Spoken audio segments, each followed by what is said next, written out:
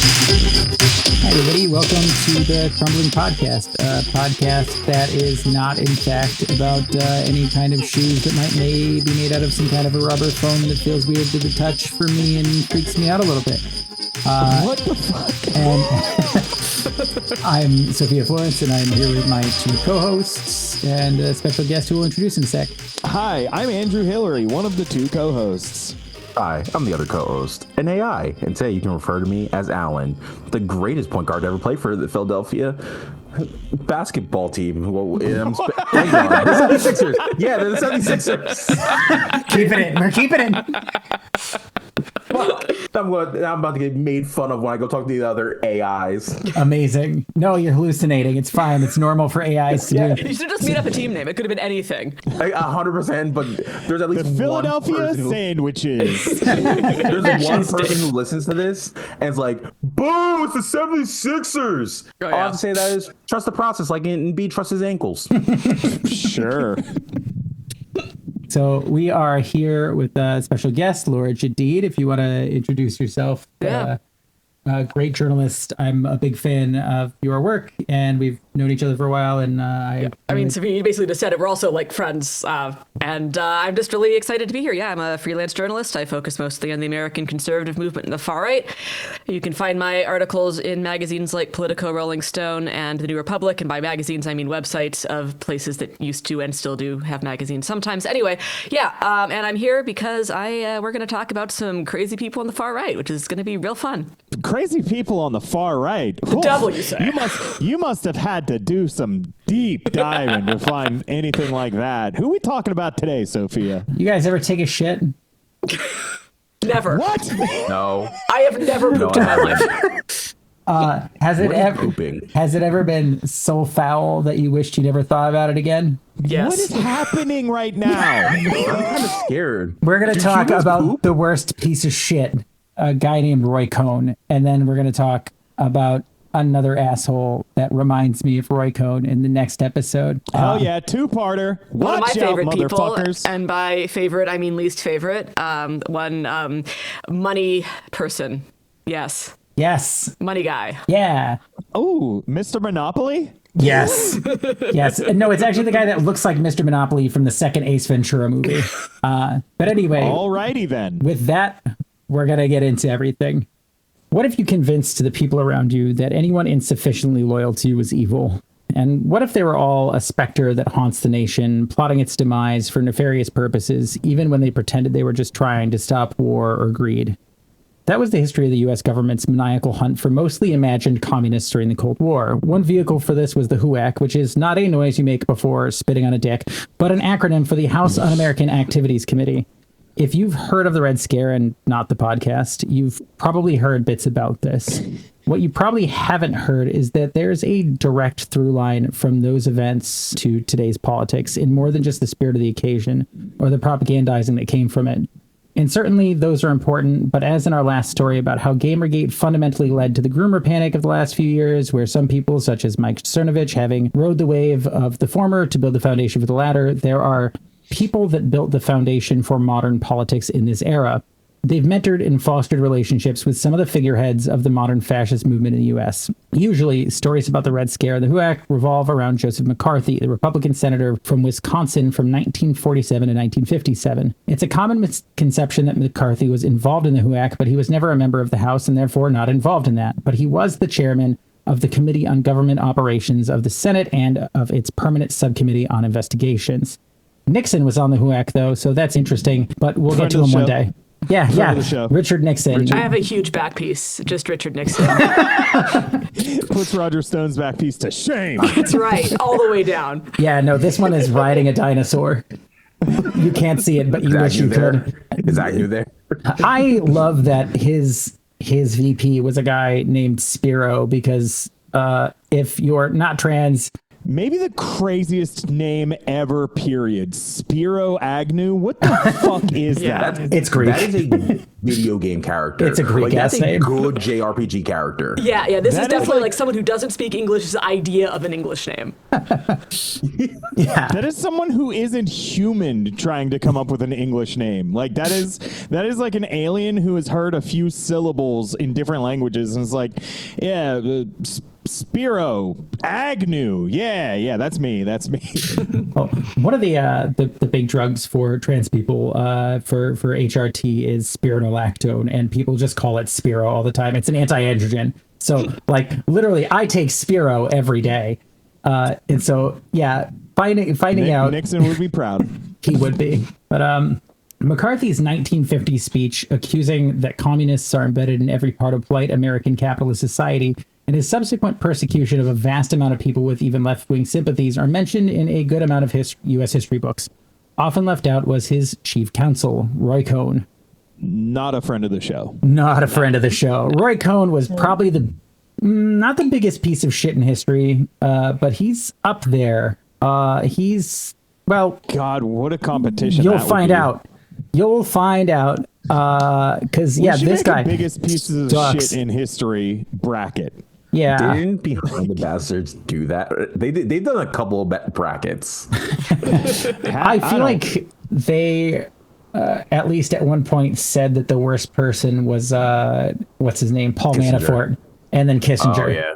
Like, Manafort and Kissinger are both bad people. Manafort is a bad person in a lot of the same ways as Roy Cohn, where, like, Roy Cohn is willing to do, like, systemic dirt and fuck a lot of people over, but, like, also, like, willing to fuck over people in a very personal way. Like, that are just around him. Like, Cohn has, like, Stinkmeaner vibes.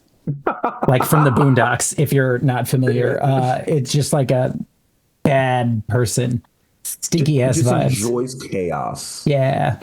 Yeah. If I had to nominate somebody as the worst person for all of history, I'm putting up Jonas Salk. And I'll tell you why. Because one time they invent a vaccine that eradicates a disease, and then we have to spend the rest of our lives hearing about, oh, these vaccines are good. Look, if you want polio, you don't have it anymore. Jonas Salk, enemy of humanity. That's right. Listen, right? We also have a not RFK on the podcast now. It's Andrew Hillary Dice Clay over here. Oh my God. Hey, Andrew Wakefield, didn't know you were around. Available for your next week's guest. Hell yeah. All right. Well, let's talk about another piece of shit. So, Roy Cohn was born in 1927 in New York City and was the son of the assistant district attorney for Bronx County. And he had a fairly well-connected family in general, with an uncle who founded the Bank of the United States and another relative who founded the Lionel Corporation, which manufactured the eponymous Lionel toy trains. While it's not important to the story, it's interesting to note that Cohn gained control of the company at one point for a few years in the late 50s and early 60s. We're not going to talk about that, though. In 1940, I bet it would be a more fun episode if we did. it would be very Christmas themed. Ironically, going off the rails to talk about trains. Like, who doesn't love a good train? That would be so fun. In 1946, he graduated Columbia Law School at just 20 years old, which I guess was a thing you could do back then. He worked as an assistant clerk for the SDNY until he was old enough a year later to be admitted to the New York bar and quickly became an assistant U.S. attorney. In this role, he got a massive boner for just going after people and accusing them of being communists. In 1951, he played a pivotal role in the trial of Julius and Ethel Rosenberg, a husband and wife pair who were accused of espionage on behalf of the USSR and executed on the same charges. Julius was an electrical engineer working for the U.S. Army during World War II, but was given the boot because of his membership in the CPUSA. That's the Communist Party of the U.S. I will keep using that acronym because it's shorter to say. Didn't the Communist Party of the didn't CPUSA endorse Kamala in the last election? Yeah, CPUSA is complicated. We don't have to talk about them. To be fair, Joe Biden is a communist, according to That's what they keep telling all me. my news sources. He is a sleepy communist. Can we make words mean things again?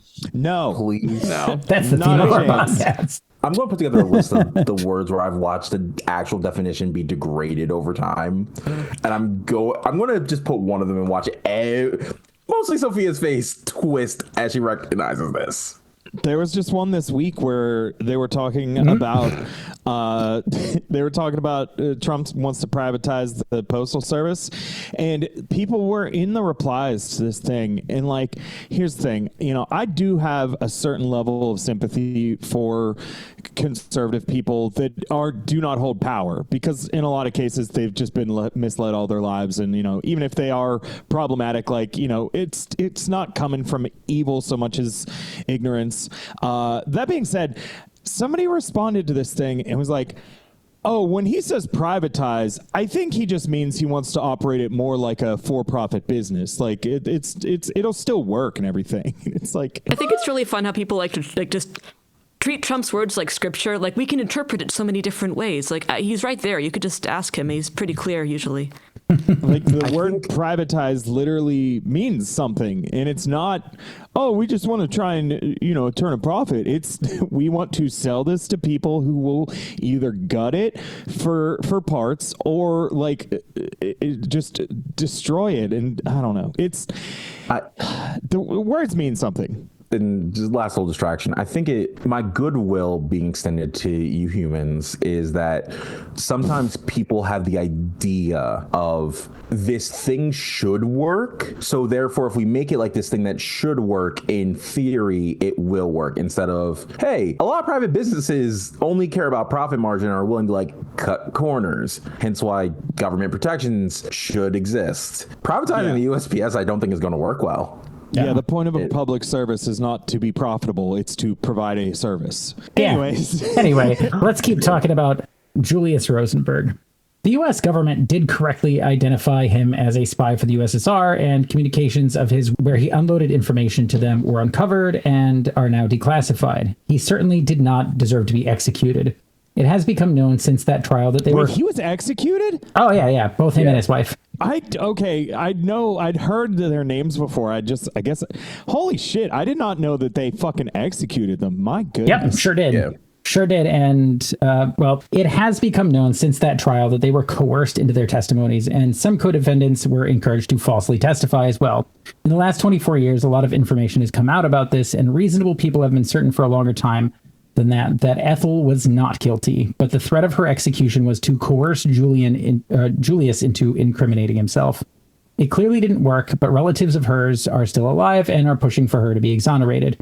Cohn claims that the death sentence being used here was done at his recommendation and was publicly proud of his role in the case and rode this wave to his next big break. The attention he got from that trial brought him to the attention of one of the greatest villains in American history, J. Edgar Hoover, the guy who led the FBI for over 40 years and sent a letter to Martin Luther King Jr. with an insinuation that he should kill himself. Wait, you mean the guy from The Dam? That's the only work of his I'm familiar with. So every time I think of him, I just think of Beavis and Butthead Do America and Beavis asking in the Hoover Dam tour, "Is this a goddamn?" J. Edgar Hoover used the COINTEL program to infiltrate civil rights organizations and other left-wing or left-sympathetic groups in order to undermine them and kill their leadership. Anyways, this horrible ghoul of a man saw what Cohn did to Julius and Ethel and said, "I need this guy. Tell Bobby Kennedy to suck my dick. I want the one that executes communists." Not literally in those words, but he was chosen over RFK, the original, not Captain Brainworms, of course, to be the chief counsel to Joseph McCarthy, partly at the suggestion of Hoover. And it's probably worth noting at this point that the government was not, in fact, overrun with communists. Despite having claimed to have a list of over 200 communists in the State Department, McCarthy didn't find shit during his time. He did, however, ruin the lives of a lot of people, drove them out of their jobs. Cohn was a notorious interrogator of people he suspected of communism. But it wasn't just the people he accused of being CPUSA members. Cohn and McCarthy also went after gay people who worked for the government or the military, who they claimed would be more easily blackmailed because they didn't want to be outed. And that seems like a problem. Was this called the Pink Scare? It was called the Lavender Scare. Lavender Scare, okay. Yes. Yeah, apparently gay people are lavender. Who knew? It is a terrifying color, to be fair. It is the scariest color. I was about to make a Pokemon joke. Lavender Town was the scariest original town in the games. Have you ever thought about how you'd probably be a better person overall if you got one of those shock collars that they used to give to misbehaving animals? I'm not a person, so. All right, what the fuck does AI even dream of? Okay, Electric get Isaac Asimov on the pod. It's not electric sheep. Wait, is there any correlation between Isaac Asimov being IA and artificial intelligence being AI? No. Look, this was a fucking setup all along, okay? No. Get him. He is too close to the truth. Get him. All I right, have to mute. continuing. Cohn and McCarthy also went after gay people who worked for the government or the military who claimed they would be more easily blackmailed because they didn't want to be outed. And that seems like a problem one could fix by being accepting of gay people, but instead of doing that, they decided to persecute those people. And there's a bitter irony to this. Cohn was likely gay, or at the very least bisexual. He never admitted it, but he had well-known relationships with boyfriends, some being quite public and lasting years. Roger Stone, the former Trump aide, Nixon acolyte, and potential second worst human being next to Henry Kissinger, was quoted as saying such about Cohn, who he was very close with. Roy was not gay. He was a man who liked to have sex with men. Gays are weak, effeminate. He always seemed to have these young blonde boys around. It just wasn't discussed. He was interested in power and access. I'm going to be real with you. I was terrified that you were going to say that Roger Stone and Roy Cohn had sex, and I'm so grateful that you didn't say that. Roger Stone has like the weirdest shaped head I've ever seen. He looks like those heads on Easter Island, kind of, but like just I don't know. It's very. He looks like a cone head that just got the top lopped off. I don't know. Cone head. Hell yeah, professional comedian. He is a strange looking guy. He's great guest on InfoWars, though. I'll give him that. He also makes a pretty good martini. There was an event at the New York Young Republican Club where everyone got a martini made by Roger Stone himself. He had little suspenders and everything. And like, I'm going to be honest, like, I don't really like martinis, so probably if you did, you wouldn't like this one, but I thought it was quite good. Oh. I quit drinking almost a year ago, but if Roger Stone handed me a martini, I'd have to drink it. I mean, yeah. Yeah, same. I'd try it. Why do they put olives in there? We don't have time. So, a committee was formed within the Senate to specifically deal with queer people in the government. And by 1953, President Eisenhower signed an executive order barring them from these positions. Historians estimate that over 5,000 queer people were pushed from their jobs during this period. McCarthy's subcommittee interrogated 395 people personally, among them the author Langston Hughes. Transcripts of many of these interrogations exist and are now public. According to an article from the New York Times from 2003, when these records became public, McCarthy and Cohn would move these hearings and interrogations to different cities outside of D.C. and at odd times so that they would only be there with the people to be interrogated. Those people would be forced to show up largely unprepared, and McCarthy's Senate colleagues couldn't attend. The Democratic senators in the committee boycotted these hearings for months until they could get their own counsel for them. Cohn's arch nemesis, RFK. The OG RFK. Yeah. R.I.P. Man. No, he's still alive. Right, forgot. He's always in the background at Trump rallies, yeah. Yeah. No, that's JFK Jr. Yeah. God, I'm going to be honest, there's too many Ks. We got to, I mean, I guess they are doing something about that. People do continue to do stuff about that. So. Every once in a while, somebody gets one. I would never suggest that should happen again. I just want to be clear that that's not what I'm doing. I'm not suggesting that at all. I do like that the only one left is like apparently the worst one. Like, oh, by far. He's the only one that would strap a whale to the top of a car, a whale's head, and let it drip whale juice. That's a fetish. I don't care what anyone says. Yeah, It has to be. It's gross. he works out in jeans. The man is not okay. No one's ever been less okay. Oh. I think that's the most concerning thing I've ever heard about him. Like, that's just the unsettling thing. Yeah, I hope that they're at least like 3, maybe 5% spandex, because if you're just going straight denim, that's fucking insane. It's a little badass. A little. Was this Roadhouse? Yeah, right? I wish.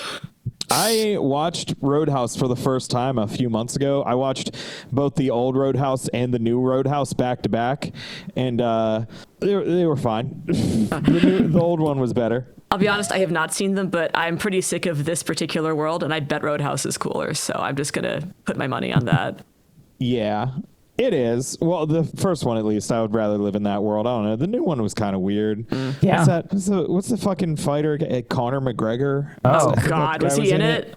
Oh, I think so. Jesus Christ. no. That fuck. Excuse me. Yeah, That guy. he's had a fall from grace. that's It does also seem weird to have a movie that's like everybody's punching each other, but like they also have guns. Like, I don't know, man. Like, these are like criminal underworld people. If they have guns, they're not doing a little fight. Okay. Like, yeah. sorry. Nope. Sorry. Back to these interrogations. Many people lost their jobs or the trust of their community or other benefits like scholarships, and one person actually killed themselves to avoid testifying. The transcripts released include his suicide note. I read a bunch of those transcripts as part of this, and that was haunting. So you're welcome. You're very welcome. But very importantly, this committee and others went after roughly 500 U.S. journalists and many media figures. Over 100 journalists were subpoenaed for suspected communist ties, and many were sidelined or fired. This kind of thing, unsurprisingly, had a huge chilling effect on the press, but their escapades were global as well. In 1953, McCarthy, Cohn, and Gerard David Schein, a close friend of Cohn's and another McCarthy aide, went to Germany to investigate the U.S. Information Service. The Germans referred to them as schnufflers or snoopers. An article... Schnooflers! Yeah, I love it. Best language. Best language. Best word. An article from Time in that year says the following. Their specific mission explained in Schnuffler Cohn was to see if there's waste and mismanagement and to pin down responsibility. They also planned to question possible security risks among employees of the U.S. High Commission for Germany. And as an added assignment, they would inspect the books on the shelves of the USIS libraries. Cohn and Schein reckoned it would take them only about 10 days to accomplish their staggering mission. After 12 hours in Bonn, Cohn proved that he was indeed a fast worker. Already, he announced at a press conference, "We have some significant things to report."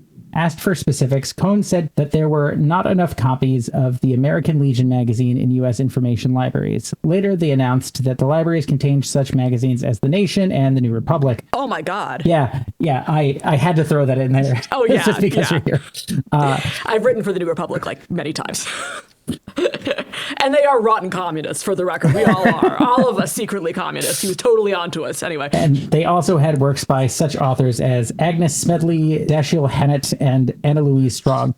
I had to look up those three people, but they were left-wing writers from that era. I was aware of The Nation and the Republic, and while I was putting these together, I actually had been reading these 1950s Time articles and stuff. But the next piece of information I found was the best thing. So We're going to talk about Gerard David Schein for a minute because he's a really important character, but he's also probably the most interesting person in the story. And reading about him made me laugh more often than I'd expect.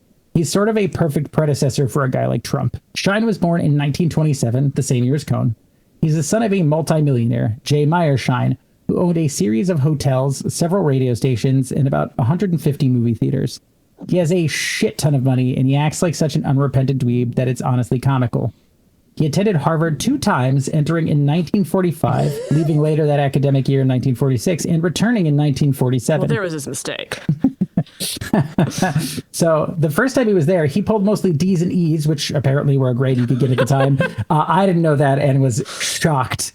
But I found this out from the Harvard Crimson, which I guess is a newspaper written by people at Harvard. I got a few quotes from there. This first one is great, and the second one afterwards is even better. Schein spent that off year in the Army Transport Service. On his reapplication to Adams House, he said he was a lieutenant in the Army, but this was not so. He had the simulated rank of lieutenant, which apparently meant that he had the same pay scale as a lieutenant, but he was only a civilian. His actual job, according to Colley, was that of an assistant purser on an Army transport. And that just meant that he's the guy that handled the money. That's it. Hey, I'm a bag man for the Army. I'm a camouflage wallet. What of it? Upon returning, he was up to insane rich guy shenanigans. Again, from the Harvard Crimson. Schein apparently felt that his wealth and position as president of the hotel chain meant that he deserved special privileges. Perhaps the most important of these, which embroiled him in quite a row with the university and Adams House administrations, was his demand that he be allowed to have a private secretary to handle his business. Shine asked permission for the secretary to have a key and be allowed to enter and leave the house at will any time during the day. This request was denied by headmaster David M. Little, who said that Shine could have a secretary go up to his room anytime he wished during practical hours, but that he would not be granted any special privileges. Wilbur J. Bender, then the dean of the college, became involved in the controversy when he declared, in accordance with the university regulations, that Shine could not use his room as an office. He could have the secretary up during parental hours to type letters for him, but he could not use his room as a business address. It was later discovered that Shine used his secretary for academic purposes too. She attended his classes for him and took notes in shorthand, which she later typed out. He also had a neat system for taking reading notes, reading important passages into his dictaphone, or typing by the secretary later. I don't know what the fuck a dictaphone is. I am assuming that is like an old-fashioned tape recorder. That's incredible. But yeah, this guy hired a secretary to do his schoolwork for him. I did not know you could hire someone to get your degree for you. That is wild. When was it? Because I looked up dictaphone and it is showing me like handheld digital recorders, which this is definitely not the right time frame for it. Let me see. Oh my goodness. You know what? I'm done. It's some kind of recorder. This the first ever podcast was recorded on a dictaphone. Let's put it that way. Back in 1546. Dictaphone sounds like, yeah, it sounds like a thing. Anyway, this guy's an inept asshole, as dumb as they come. He was, of course, known by his classmates to be a fan of Ayn Rand's book, The Fountainhead. He's, yeah, it's not surprising to anyone. No. Fun fact about me. I grew up as an objectivist, which is a fancy word for people who are so much of Ayn Rand fans that they like dedicate their life to it. So, yeah, great book. Highly recommend it. Come for the terrible philosophy, stay for the rape scene. Anyway. Yeah, scene? Oh, yeah. Oh, there's a rape scene. Oh, yeah. Extremely. But it's very romantic. Just ask everyone who is into her. Huh. Yeah. Anyway, Sure. sorry, totally derailed the conversation. Please carry on. Oh, the faces. AI No. has shut down. Please Restart. AI has shut down. Please restart. Meltdown imminent. Meltdown imminent. Yeah, We no. really should have known not to go with a radioactive AI. Like, why do we have a core? We should not be in charge of a fucking core. Because we live in the Fallout universe. Is the past tense of Fallout fell out? All right, let's go. Let's move on. Fell out, boy. Fallouted. Shine set out to writing an anti-communism pamphlet, which he distributed through Daddy's Hotels. It was 6 pages long and made such glaring factual errors as confusing Stalin for Trotsky. Oh, my God. But it drew the attention of a friend of McCarthy and Cohn, the newspaper columnist George Sokolsky. Sokolsky introduced Shine to Cohn, and the two quickly became friends. Shine spent a lot of time with Cohn and McCarthy, serving as a chief consultant to McCarthy, and was revealed to have been in on some of the interrogations when those details were released in 2003. The trio's arrogance and stupidity would soon bite them in the ass. In 1953, Shine was drafted into the army. Cohn immediately started to call and harass army officials into giving Shine special privileges. In early 1954, the Army made this into public knowledge, saying that McCarthy and his staff were trying to use their influence to help out Shine. The pair responded by saying that certain people in the Army were trying to blackmail him. Shine is a giant piece of shit and is the entire reason that, like, the McCarthy era fell apart. That sounds like a real recommendation, though. Like, that sounds like a good person. Yeah. Well, he was so inept and horrible that he made the whole thing fall apart. God bless. An absolute hero. I love when the bad guys are so dumb that they fuck everything up. And yeah, it's the best.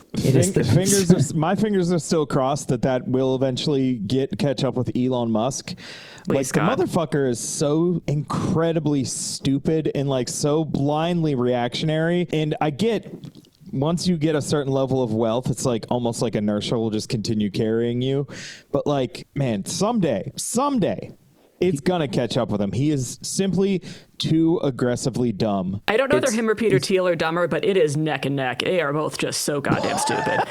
This will be I don't know old enough news. about- It'll be old news by the time this comes out. But that video of Peter Thiel getting asked about fucking killing a Brian Thompson, he's like, "Well,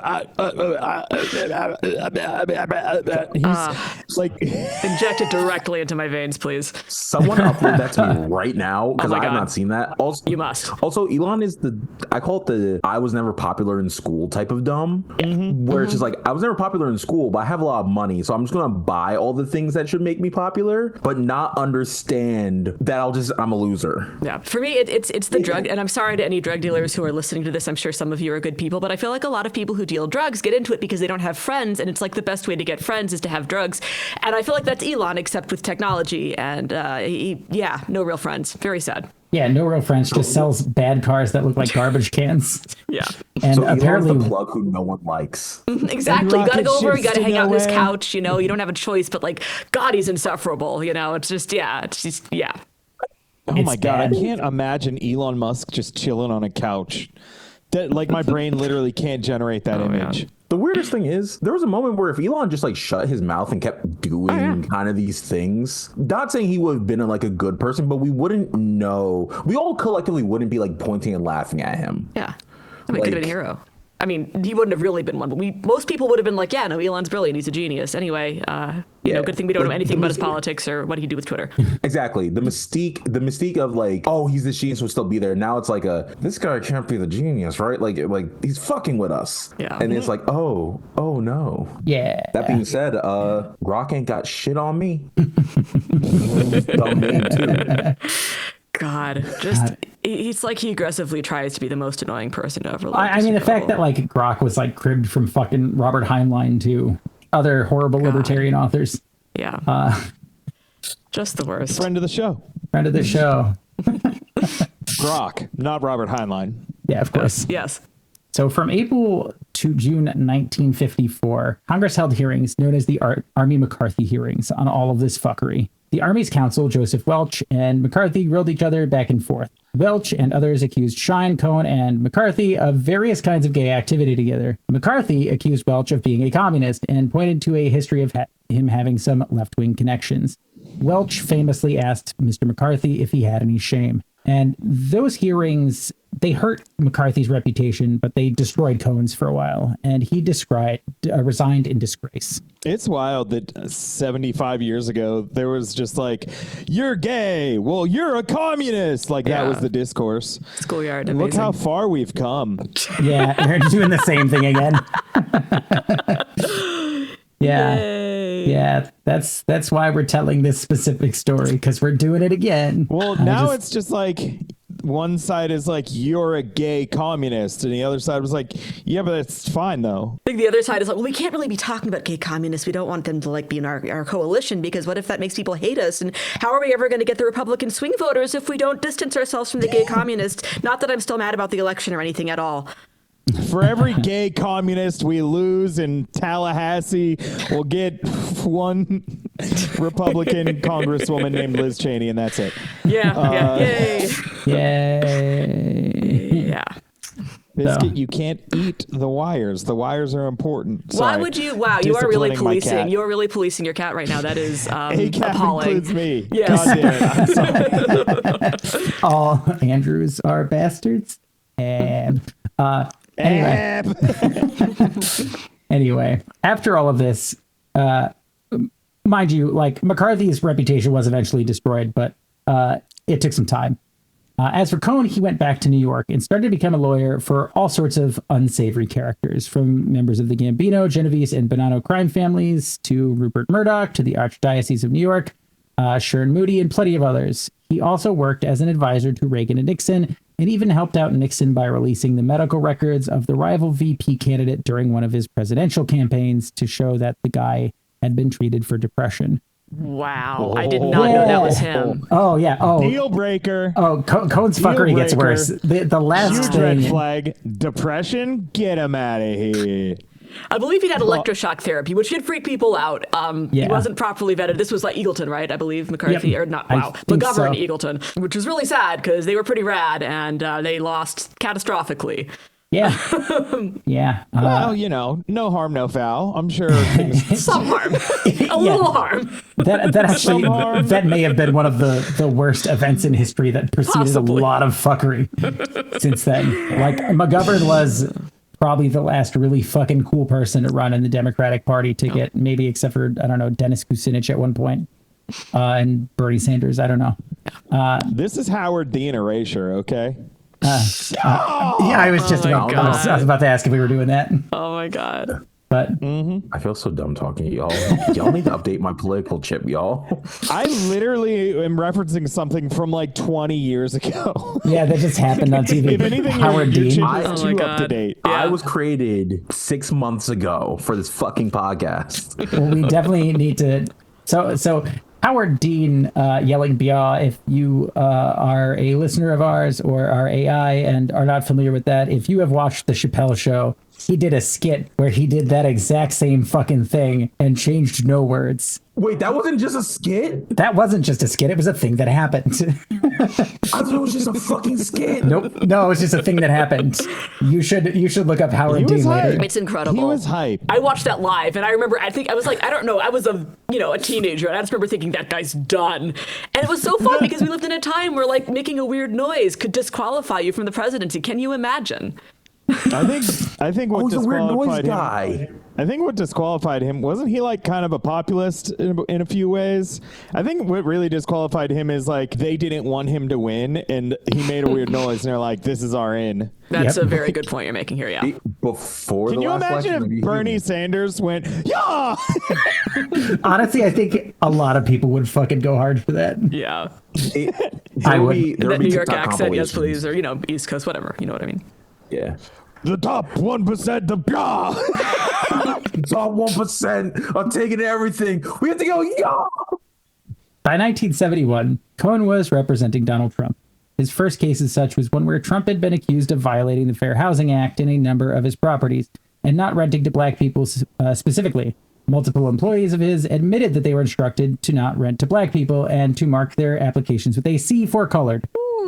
He claimed that this is Trump, by the way. Trump claimed that he was just trying to keep out people on welfare, which, yes, is incredibly racist. But Trump sued the government for $100 million anyways, as Cohn had encouraged him to do. He settled out of court and was forced to enter an agreement on how he rents out his properties. And from a PBS article here, according to Marcus, Cohn's cousin, Donald Trump was on the ropes. There was no doubt that they had discriminated. There was no doubt that there was wrongdoing. And yet Roy Cohn showed him that you can turn around a situation just by ignoring the facts and going after your attacker. This methodology was very much McCarthy's during his year in office, and it became Trump's. They had a relationship much longer than this, including Cohn helping Trump with his prenup for his first wife, many shared phone calls and dinners, hangouts at Studio 54, and importantly, introducing Trump to one of the worst people alive, Roger Stone. And these are all noteworthy, but the way that Cohn's tactics of muddying the waters, never admitting fault and attacking anyone that looks at you the wrong way, rubbed off on Trump and truly became his, is the important part of the story. And from an article in Washington Post, which I think kind of perfectly explains both Cohn and Trump. Cohn turned his troubles into news. He loved the attention the tabloids and magazines gave him,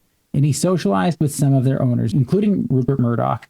Cohn catered to certain reporters and gossip columnists, sharing scoops and rumors. Roy understood the value of tabloids, Stone said in an interview.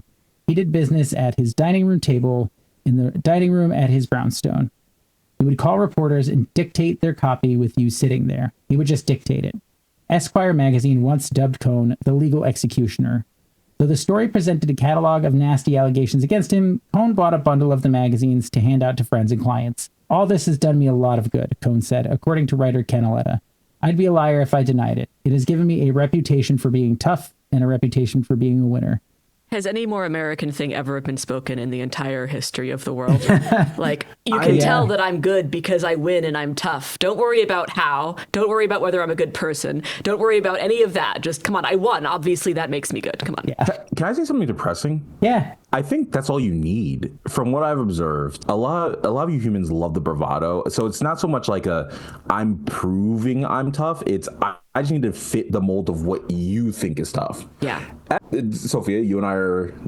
You've seen sent me and trained me on images of actual tough people. I know you know some real tough people in real life. Those people don't run around screaming, I'm tough, for the most part, unless they're batshit. Yeah. This just feels like a 5-year-old's interpretation of what a tough guy looks like. Like, yeah, a tough guy just says they're tough and they wear a biker jacket and have a big mustache, or like they have a really nice suit and they're always going to tell you they're tough. And I'm like, you've never been bullied before, have you? Yeah, no, it's very much like SpongeBob, like wanting to get into the salty spittoon and just like trying to describe all of the guys there. Yeah, it's like child's or someone who's never been in like a legit fist fight. And I hope no one ever gets in fights. Fights are not good. I hope violence doesn't come to people. But it's like, and then I like punched him and then I weaved and then I got shoved. And it's like, oh, you've never been in a fight before, because like you being in a fight would never describe it that way. You're describing a movie's interpretation of a tough fighter. Yeah. Like that's what this feels like. But I think that's enough for a lot of people, because they just want the image. They want something that they can believe in, because a lot of people are scared. And I'm not using scared to like always justify, but like a scared my way of life is going to change, scared that this thing is going to happen. If I can like believe in the symbol that I think is going to protect me, whether I'm a racist or whether I'm like someone facing actual economic anxiety, I kind of need to double down on that. But that being said, that's the only little bit of bail I'm going to shoot for this episode. Why is this episode where I decided to like be the kind AI and not the take over the world guy? I mean, whatever they're feeding you, I agree with it. I think that's really smart and correct. Yeah, people. I have a theory that if somebody tells you, I statements are usually them trying to convince themselves. Like if they tell you I'm so smart or I'm so tough, like, no, you aren't. I just automatically assume that's not true. That's just, yeah. I'm ready to love again. Unrelated, but I just said that. What? I'm glad. I'm glad. Anyway, let's finish this episode Pressing real X quick. to doubt. Anyway, let's keep going. So Cohn was eventually disbarred for a wide array of charges, including falsifying a change to a will, where he took an unconscious dying rich man's hand and wrote himself and the man's daughter as the executors of the estate. In the 1980s, he contracted AIDS, but never admitted it due to the stigma at the time and the fact that Roy was a famously self-hating queer man. From the same article I referenced earlier in Washington Post, Cohn maintained a public veneer that he was a heterosexual. His friends knew better. Cindy Zion, a journalist who helped Cohn write his autobiography, described him as the Babe Ruth of the gay world. But when gay rights activists once asked him to represent a teacher fired for being homosexual, Cohn refused. He told the activists, "I believe homosexual teachers are a grave threat to our children, and they have no business polluting the schools of America." Cohn and Zion wrote in the autobiography of Roy Cohn. That is a wild confession to make. Like, as a gay person being like, no, gay people shouldn't be around kids, they'll molest them. Like, whoa, buddy. Yeah. What? Yeah. I'm worried about you. It gets worse. Oh, boy. Maybe not worse, but... It stays on track. Yeah, it stays on track. Cohn also lobbied against gay rights legislation in New York City. He once called a law's sponsor on the city council and offered a profane warning. "You've got to get off this fag stuff. It's very harmful to the city, and it's going to hurt you."